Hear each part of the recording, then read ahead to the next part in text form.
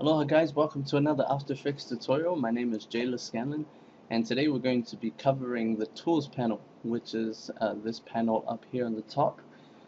So far we have imported some video, some footage, some images, an image, sorry, and some sound um, files, which we have selected here in the layer.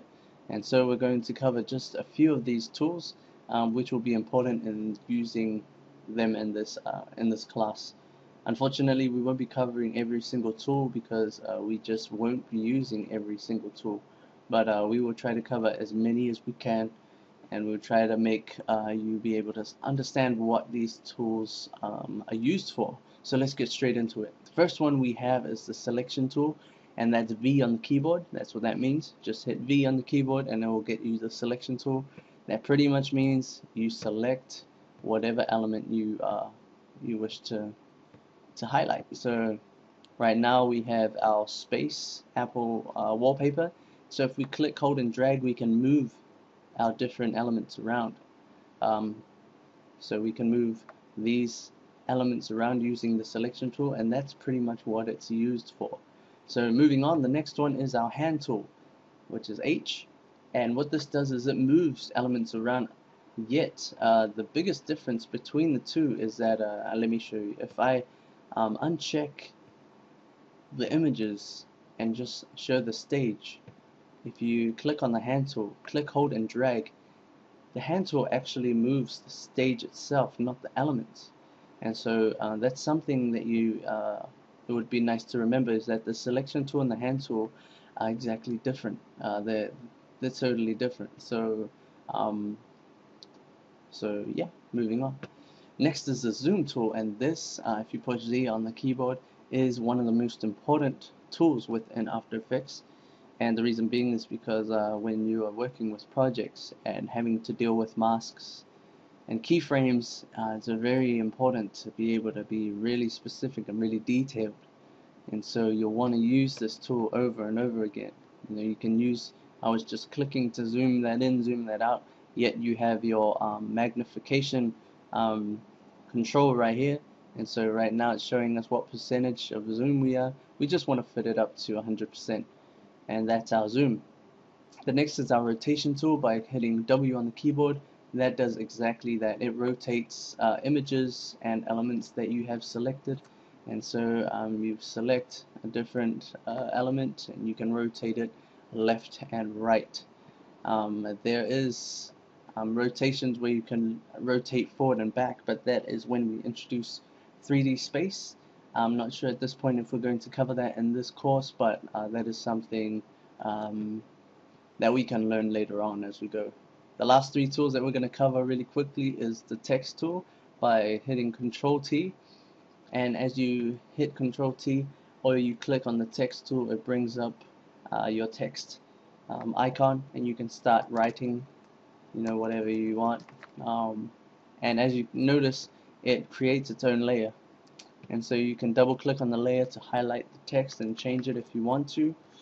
Um, and click away, and then you can use the selection tool to move that around, wherever you want to move it to, and that's the text tool for you. That's pretty straightforward, but just notice that the text tool allows you to create that text.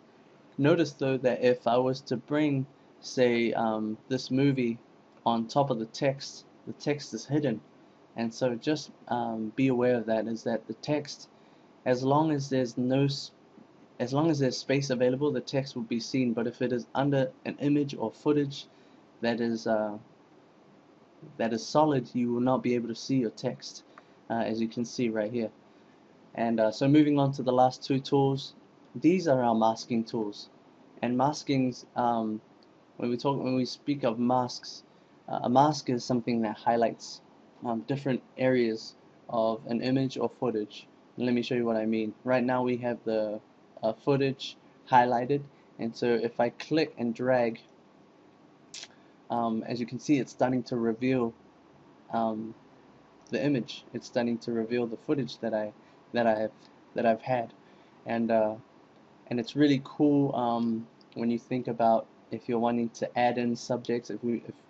If you think about the cloning technique, how they are able to have two of the same person um, in one area, you can now kind of see that when you use the mask tool, you can um, eliminate or you can reveal um, parts of a footage. So you can have one side have you walking around and another side of nothing. Yet if you have another footage, you can just mask in yourself. So now you have two of uh, of yourself doing things in the one space. And here on the bottom, as you notice, it has mask and it has the different properties. Add, as you can see, it's adding the footage in, so it's adding that portion. When you hit subtract, it subtracts that portion. So that's pretty straightforward. And that's pretty much what we want to cover. That's the only thing we want to cover about masks at this point.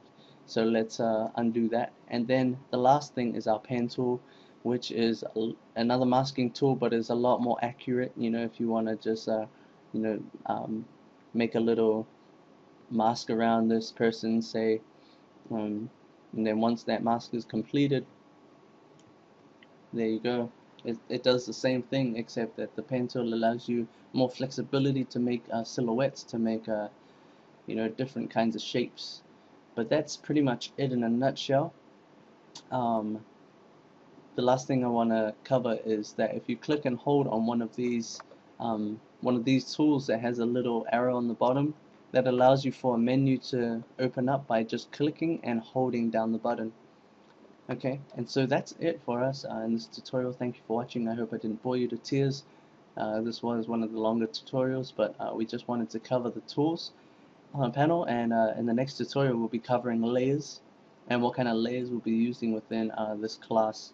But thank you for watching, hope you enjoyed it, and we look forward to seeing you in the next tutorial.